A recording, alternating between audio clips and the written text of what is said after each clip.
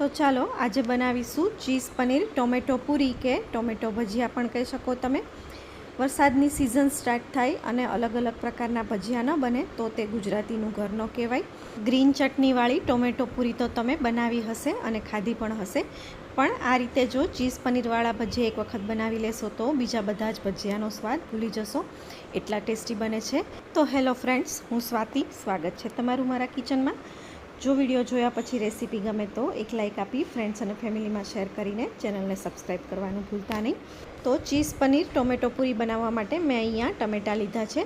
ટમેટાં એકદમ લાલ અને પાક્કા હોય તેવા લેવાના, બહુ કડક ટમેટાં પણ નહીં લેવાના, ઉપરથી લીલા હોય તેવા ટમેટાં એકદમ સરસ લાલ હોવા જોઈએ, પણ કડક પણ હોવા જોઈએ, તો જ સ્લાઇસ એકદમ સરસ નીકળશે।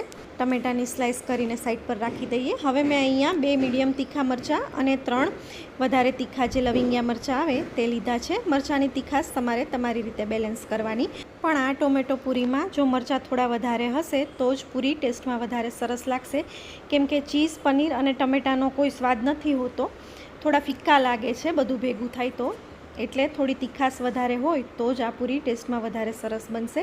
મરચાંને એકદમ બારીક કટ કરી લેવાના, મિક્સરમાં પીસીને પણ તમે નાખી શકો, પણ આ રીતે કટ કરેલા મરચાં નાખવાથી સ્વાદ વધારે સરસ આવે છે, એટલે મેં અહીંયા મરચાં કટ કરીને લીધા છે। હવે અડધો કપ જેટલી કોથમીરને પણ એકદમ બારીક કટ કરી લઈએ। કોથમીર એકદમ કોરી હોવી જોઈએ, ધોઈને એ કોથમીરને એકદમ સરસ કોરી કરી લેવાની, પાણીનો ભાગ બિલકુલ ન હોવો જોઈએ કોથમીરમાં। અને એક નાનો ટુકડો કેપ્સિકમનો લઈને તેને પણ મેં એકદમ બારીક બારીક કટ કરી દીધું। હવે અહીંયા એક વાત જણાવવાની કે મેં કેપ્સિકમ આ રીતે બહાર જ કટ કરી લીધું હતું, પણ બહાર કટ કરવા કરતાં કેપ્સિકમને ચોપરમાં ચોપ કરી લેવાનું, જેથી થોડો પાણીનો જે ભાગ હોય તે છૂટો પડી જશે, અને પછી તે કેપ્સિકમને નીચવી લેવાનું, પાણી બધું દૂર કરી દેવાનું, જેથી આ પનીર અને ચીઝવાળો મસાલો ઢીલો ન થઈ જાય। મેં આ રીતે નહોતું કર્યું, કેપ્સિકમમાંથી પાણીનો ભાગ નહોતો કાઢ્યો તો મસાલો થોડો ઢીલો થઈ ગયો હતો, પણ જો આ રીતે પાણી કાઢીને પછી કેપ્સિકમ એડ કરશો તો મસાલો બિલકુલ ઢીલો નહીં થાય। હવે મેં અહીંયા 125 ગ્રામ જેટલું પનીર અને 2 ચીઝ ક્યુબ લઈને તેને ખમણી લીધા। આટલા ચીઝ પનીરમાંથી જે કંઈ પણ મસાલો બન્યો તેના માટે મેં 5 ટમેટાનો ઉપયોગ કરેલો છે, તો તમારે તમારી રીતે ચીઝ પનીરની માત્રા સેટ કરી લેવાની, જે રીતે તમે ટમેટાં લેતા હોય તે રીતે, એટલે મસાલો વધઘટ ન થાય। હવે કટ કરેલી કોથમીર, તીખા અને મોળા મરચાં અને કેપ્સિકમ બધી જ વસ્તુ ચીઝ પનીરની સાથે એડ કરી દઈએ। બાકીના મસાલામાં કચરા વાટેલા મરીનો પાવડર, ચીલી ફ્લેક્સ નાખવામાં ધ્યાન રાખવાનું। આગળ તીખા મરચાં એડ કરેલા છે તો તીખાશ બેલેન્સ કરી લેવાની। થોડું મેં અહીંયા મિક્સ હર્બ્સ એડ કરેલું છે, મારી પાસે ઓરેગાનો નહોતો, તમે પીઝા સિઝનિંગ પણ એડ કરી શકો।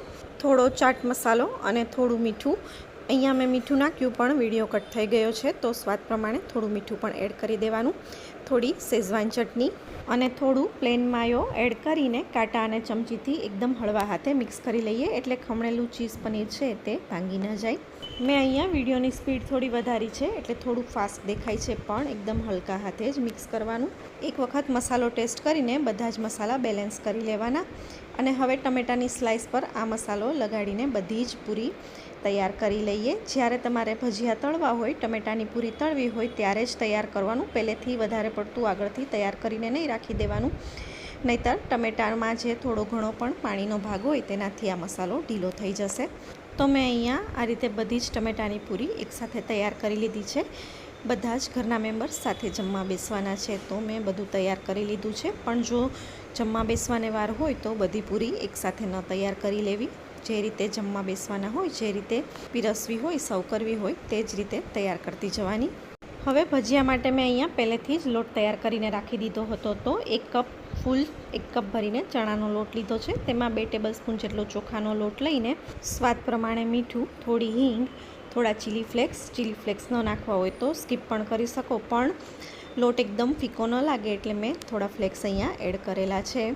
અને એકદમ બારીક કટ કરેલી કોથમીર નાખીને મીડિયમ ઘટ એવો લોટ તૈયાર કરી લેવાનો છે। આ લોટ થોડો ઘાટો રાખવાનો, જો લોટ પતલો હશે તો ટમેટા પર બરાબર કોટિંગ નહીં થાય લોટનું, એટલે થોડો લોટ ઘટ રાખવાનો।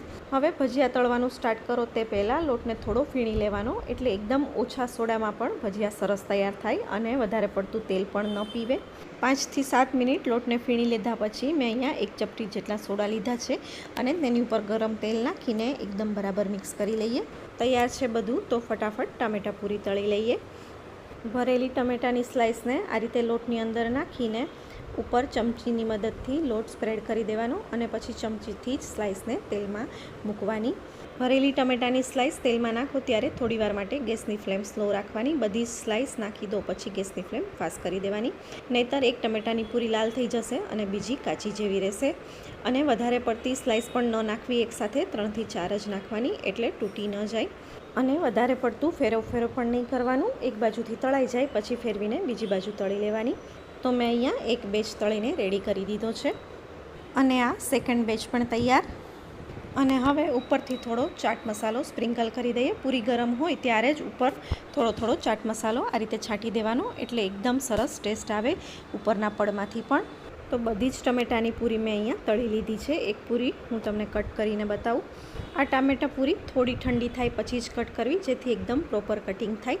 અંદર ચીઝ પનીર અને ટમેટા બધું ગરમ ગરમ હશે તો બરાબર કટ નહીં થાય. તો ગ્રીન ચટણી અને કેચઅપ સાથે ફટાફટ સર્વ કરી દઈએ એકદમ ટેસ્ટી એવી ચીઝ પનીર ટામેટા પૂરી. જો રેસીપી ગમી હોય તો ફટાફટ ટ્રાય કરો અને ગરમ ગરમ ભજીયાની મજા માણો.